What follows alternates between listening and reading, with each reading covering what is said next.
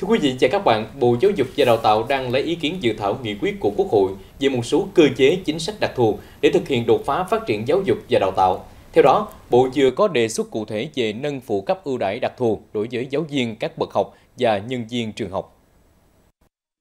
Dự thảo đề xuất nâng phụ cấp ưu đãi nghề lên mức tối thiểu 70% đối với giáo viên mầm non, phổ thông, trung học nghề, 30% đối với nhân viên trường học, 100% đối với nhà giáo công tác tại vùng có điều kiện kinh tế xã hội đặc biệt khó khăn, các cơ sở giáo dục cho người khuyết tật, trường chuyên biệt. Dự thảo cũng nêu rõ, ngân sách nhà nước hàng năm bảo đảm tỷ lệ chi cho giáo dục và đào tạo tối thiểu 20% tổng chi ngân sách nhà nước. Trong đó, chi đầu tư phát triển không thấp hơn 5% và chi cho giáo dục đại học không thấp hơn 3% tổng chi ngân sách nhà nước. Đồng thời, bảo đảm đầu tư thích đáng cho giáo dục đại học, giáo dục nghề nghiệp và giáo dục thường xuyên theo định hướng phát triển nhân lực chất lượng cao, đáp ứng yêu cầu đổi mới sáng tạo, khoa học công nghệ.